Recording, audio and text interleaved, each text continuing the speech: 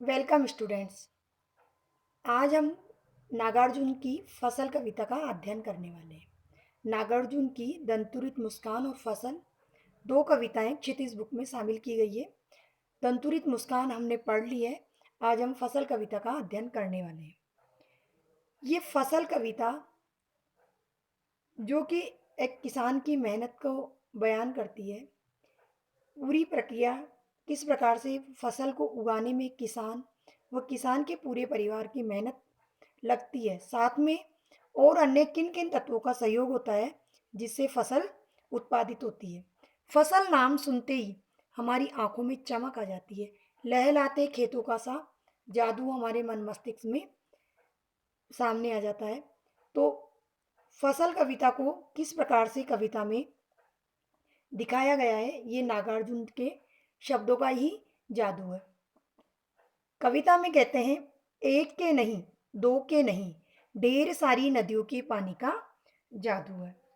अर्थात नागार्जुन जी कहते हैं कि ये जो कविता है ये फसल के बारे में है और फसल किसान उगाता है, उसकी मेहनत के साथ साथ अन्य जिन तत्वों का सहयोग रहता है वह है नदियों का पानी।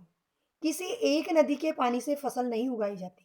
यानी फसल कहीं से क्या लेते हैं, कहीं से क्या लेते हैं। अलग अलग तरह की फसलें होती है, अलग अलग तरह की फसलों को उगने में अलग अलग समय लगता है। यानी जब तक वह अवधि पूर्ण नहीं हो जाती तब तक फसल पकती नहीं है। लेकिन उनमें किन किन का सहयोग है ये कविता में बताया गया है। तो नदियों के पानी का जादू इन फसल के उगने में होता है। यानी एक नदी नहीं, कई नदियों का सहयोग फसलों को उगाने में होता है। इसी तरह से एक के नहीं, दो के नहीं, लाख लाख कोटि हाथों के स्पर्श की गरिमा। जो फसल उगाई जाती है उसमें कई लाख, कई करोड़ों हाथों की मेहनत होती है।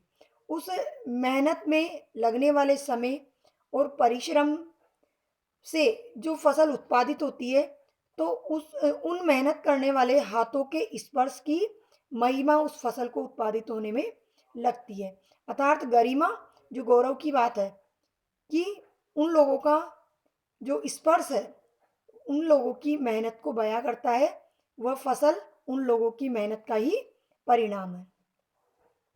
एक की नहीं, दो की नहीं, हजार हजार खेतों की मिट्टी का गुणधर्म है। अर्थात जो ये फसल उगाई जाती है उसमें कोई एक ही प्रकार की मिट्टी नहीं होती है। कई फसल के लिए भूरी मिट्टी की आवश्यकता होती है, तो कुछ फसल के लिए काली मिट्टी की आवश्यकता होती है। वहीं कुछ फसल के लिए संदली मिट्टी अर्थात कम भूरी जो मिट्टी होती है उसकी आवश्यकता होती है। और मिट्टी का गुणधर्म अर्थात उस मिट्टी की जो विशेषता होती है, जो प्रकृति होती है, वो अलग अलग फसल के लिए आवश्यकता उसकी होती है। यानी जिस मिट्टी की का जो गुणधर्म होता है अर्थात जो प्रकृति होती है उसमें किस प्रकार की फसल उगाई जानी चाहिए ये एक किसान ही जानता है।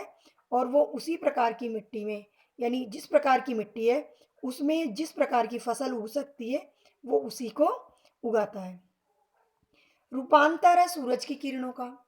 हमने अब तक देखा कि पानी की आवश्यकता होती है, मिट्टी की आवश्यकता होती है और परिश्रम की आवश्यकता होती है। साथ ही जब तक सूरज की किरणों का यानी कि प्रकाश का जादू अगर फसल पर नहीं हो तो वो फसल पककर तैयार नहीं हो सकती। यानी जो सूरज की किरणें आती है फसल के ऊपर पड़ती है तो उस फसल का रूप परिवर्तित होकर के हमें उपज के रूप में दिखाई देता है। इसी प्रकार सूरज के साथ साथ सिम हवा की भी आवश्यकता होती है। उसके लिए कवि ने कहा है, सिमटा हुआ संकोच है हवा की थिरकन है। यानी कि जो फसल है वो एक प्रकार से हवाओं की थिरकन को भी ऑब्जर्व करता है। अर्थात हवाओं को भी अपने साथ में लेकर के चलता है और वो हवाओं की नमी भी फसल को उपजाने में सहयोग करती है। अर्थात इन्हें बड़ा करने में हवा भी महत्वपूर्ण भूमिका निभाती है।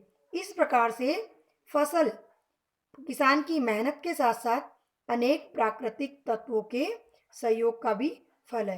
यानी मानव श्रम और प्राकृतिक तत्वें संतुलित संतुलित रूप से जब फसल के उगाने में सहयोग करती है, तब हमें फसल के रूप में उसका प्रतिफल प्राप्त होता है। तो ये फसल कविता थी। आज नागार्जुन का जो अध्याय है वो पूर्ण हुआ।